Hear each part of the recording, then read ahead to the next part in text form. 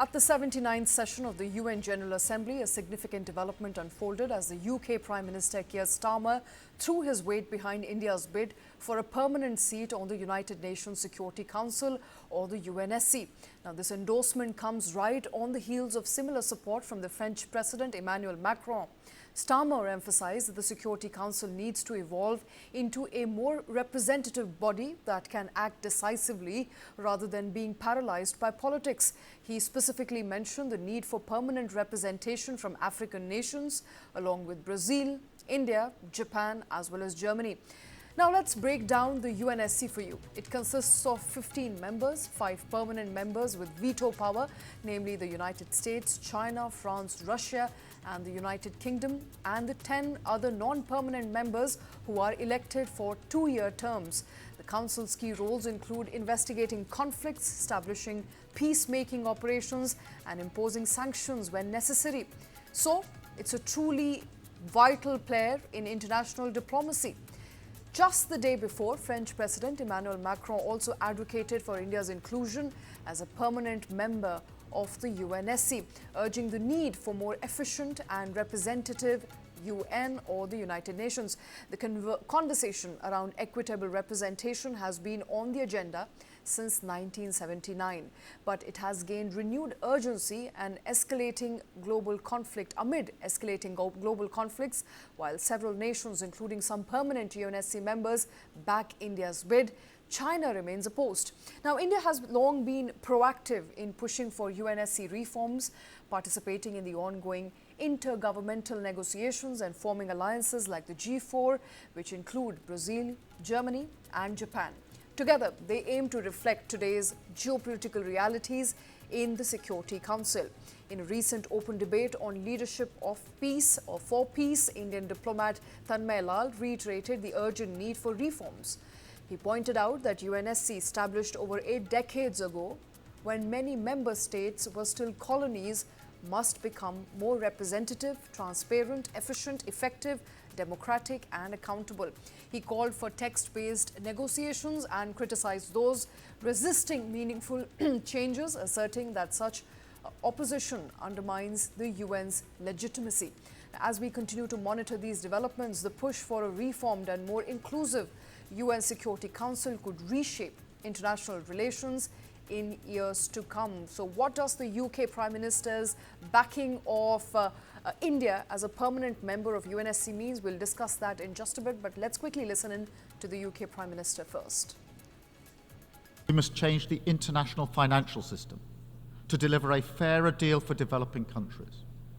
We will use our seat on the boards of the IMF and the World Bank to argue for a bolder approach to tackle unsustainable debt, which is compounding poverty and inequality, depriving the sick of healthcare and children of education.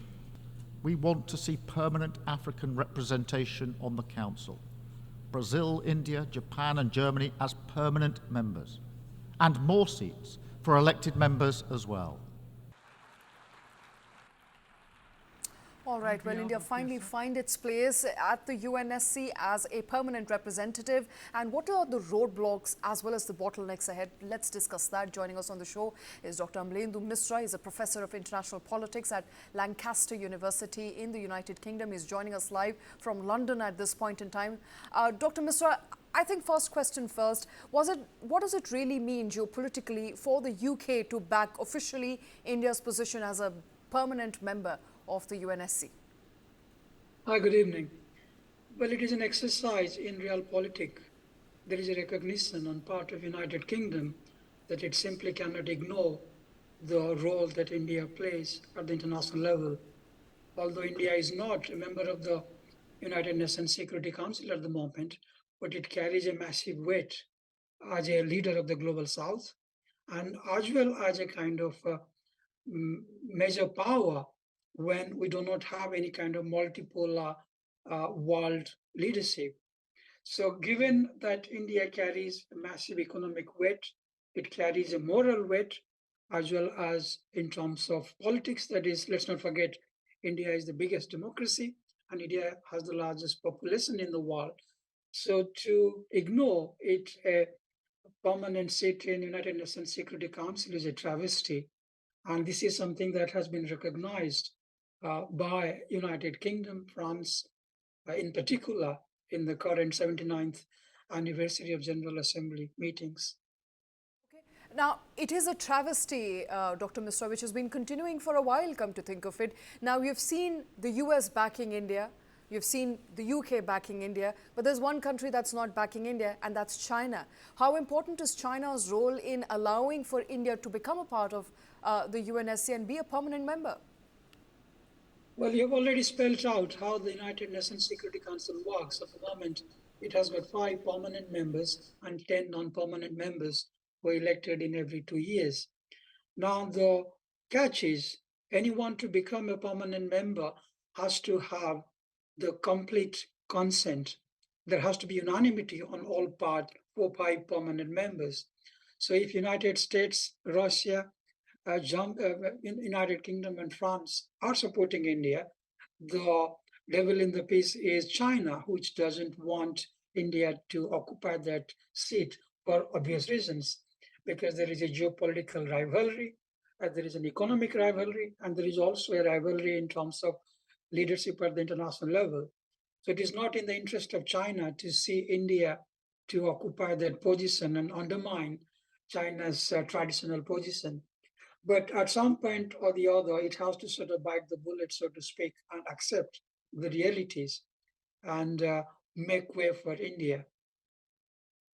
Is it just China that is a problem? Because from what we are reading right now, while in principle the United States has backed India's position, it may be wary and jittery of having India as a permanent member of the UNSC, namely because India is always a part of the non-alignment group. It has stayed away from aligning to one country's interest. And so there are growing voices of concern out there in the United States, to be particular, which say that if India were to become a part of the United Nations Permanent Council, then in which case US interests and India's interests may not align like they haven't in the past, especially in a war-like situation. It may not be in US's interest as well. Well, I mean, the truth is one cannot have permanent friends and permanent enemies. The kind of dynamics of international politics is ever changing. It is evolving as we speak. So to suggest that United States is going to remain a friend of India or India is going to remain a friend of Russia is sort of a far-fetched argument. So there is a justifiable concern, and there is a concern at the moment that grows by leaps and bounds, is that India is not necessarily is aligned to the Western liberal model. Let's put it this way, especially when we have seen the war in Russian Federation against Ukraine, or Russo-Ukrainian war, where India hasn't necessarily toed the Western line. So that kind of makes a lot of Western powers jittery, especially United States, that India would sort of break free. It will follow its own path. So that recognition is there. So that is the reason why middle powers such as France and United Kingdom are unequivocal in terms of supporting India, whereas there is a certain degree of reservation on part of the United States. Russia wholeheartedly supports the case of India, given what India has lent to Moscow in the current war context. So the two sort of problem child in this particular puzzle are China and United States. So United States can be assuaged, but China is the difficult player. And before I let you go, Dr. Misra, there are convincing arguments that ask for reform of the United Nations Security Council. There are also arguments as to why United Nations will benefit from more inclusive approach by having likes of India and Brazil and other African nations as a part of Security Council. However, there are bottlenecks and challenges. What is the road ahead according to you? Well, let me throw a spanner into the wheel here. Now, first of all, we do not have a rules-based international order operating at the international political level. It sort of demonstrates that any power can do whatever it wants to do. In the last week alone, we have seen how Israel has started sort of intervening in the internal affairs of another neighboring country, that is Lebanon. And we have a Russo-Ukrainian war that has been going on for more than 2 years. And we have seen United States sort of taking an interventionist role across the international society. So, in some ways, United Nations Security Council doesn't carry the weight that it did during the Cold War years. It is more fractious. The points of departure are far too many, and the power centers are far too many.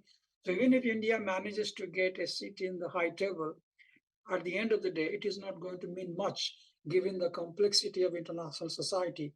United Nations Security Council, in other words, is slowly losing its relevance, not because it is not giving space to the actual powers that need to be there, but also because no one is sort of following its diktat.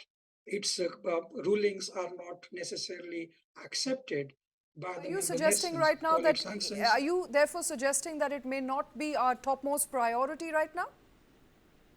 Well, it doesn't make sense because India, especially after the Russo-Ukrainian war, India has followed a particular foreign policy, which is being embraced by many countries in the South, global South, especially in Africa and Asia and Latin American region. So India doesn't need to have a seat in the United Nations Security Council to voice its concerns. India is a member of the Quad, India is a member of the BRICS nations. India, as you have already pointed out, is a leader in the non-aligned movement. So if it becomes a member of United Security Council, it might be a feather in the cap, but it doesn't necessarily going to benefit it enormously because it can do so without being a member. Dr. Misra, thank you very much, sir, for taking time out. Thank you for joining us on that important developing story.